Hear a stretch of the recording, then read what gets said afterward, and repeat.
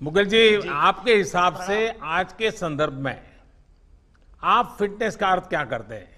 क्योंकि आप तो गीता और विवेकानंद और इन्हीं चीजों के आसपास अपनी बातें करते रहते हैं, तो उस बातों को कैसे समझाएंगे आप?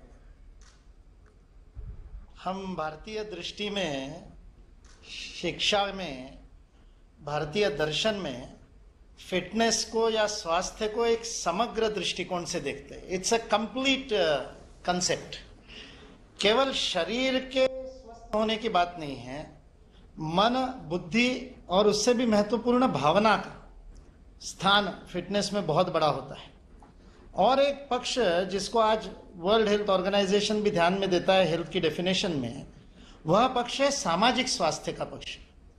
और इसलिए आपने ये जो एक बहुत महत्वपूर्ण और फिट इंडिया मूवमेंट शुरू किया, स्वस्थ भारत का ये अभियान शुरू किया है, क्योंकि पूरा समाज स्वस्थ होने का प्रयास करेगा तब व्यक्ति स्वस्थ रह पाएगा, अकेले के प्रयास करने से नहीं होगा। इसलिए ये जो एक कल्चर डेवलप हो रहा है स्वास्थ्य का, ये बहुत महत्वपूर्ण है। और हमको तो बहुत खुशी होती है, भगवत गीता कहती है यद्यद् आचरति श्रेष्ठ तत्त देवेतरो जनः। और देश के प्रधानमंत्री जब संसद में खड़े होकर के सूर्य नमस्कार का बखान करते हैं तब सारा देश प्रेरणा लेता है सूर्य नमस्कार की। मैंने 4 साल की उम्र में माँ को सूर्य नमस्कार करते हुए देखा और उनका अनुसरण करते करते सूर्य नमस्कार सीखा, और तब से सूर्य नमस्कार एक दिन भी बिना रुके कर रहा हूँ।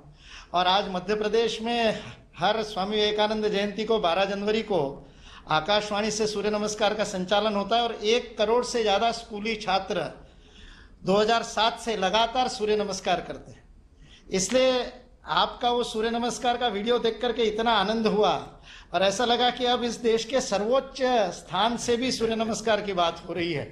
तो समर्थ रामदास के बाद आपकी याद आई कि आपने ऐसा एक बहुत अद्भुत मंत्र दिया। मुकुल जी, आप इतने सालों से युवाओं के बीच में गीता स्वाध्याय करते आ रहे हैं, आपको क्या लगता है, जैसे आपने कहा कि भी एक मध्य प्रदेश का सूर्य नमस्कार की सफलता, और आप जिस मिशन को लेकर काम करते हैं, आपको क्या लगता है? भगवत गीता 2 वीरों के बीच का संवाद है, श्री कृष्णार्जुन संवाद है। कृष्ण वह है जिसने 1 उंगली पर गोवर्धन उठा लिया था, और अर्जुन को सव्यसाची कहते हैं, दाहिने बाएं दोनों हाथ से गांडी उठा करके 24 घंटे बिना नींद लिए कर्म करने की क्षमता है। इसलिए भगवत गीता 2 सबसे फिट लोगों के बीच का संवाद है।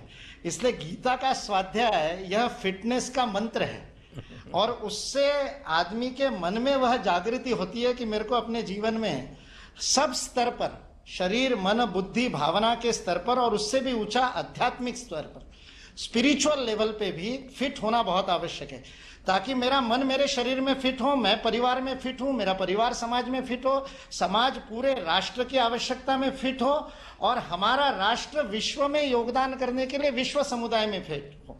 तब तो माता भूमि पुत्रो हम पृथिव्याम होगा, और हम पर्यावरण को भी फिट करेंगे। इसलिए ये फिटनेस, एक भगवत गीता एक समग्र विचार हमको देती है, एक दृष्टि देती है।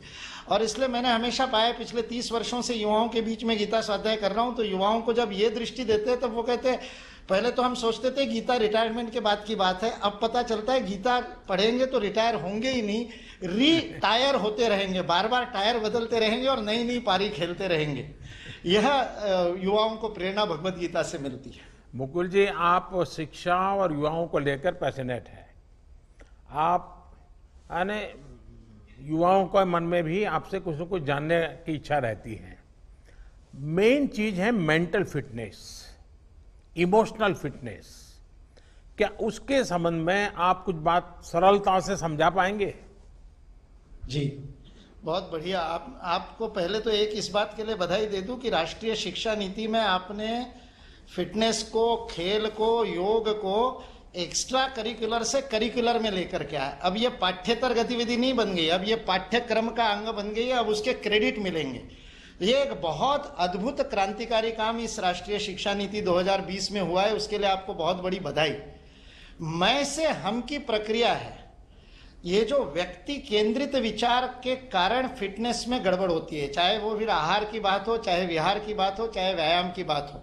जो सर्वे भवन्तु सुखिना का मंत्र है, वह मंत्र होता है मैं के विस्तार से। इसलिए मेंटल और इमोशनल फिटनेस जो है वह निस्वार्थता की ओर ले जाने वाली है। स्वामी विवेकानंद का वाक्य है, एन ऑन्स ऑफ अनसेल्फिशनेस, एक रत्ती भर भी निस्वार्थता आपको टनों शक्ति प्रदान करती है, इतनी बड़ी मनोशक्ति प्रदान करती है।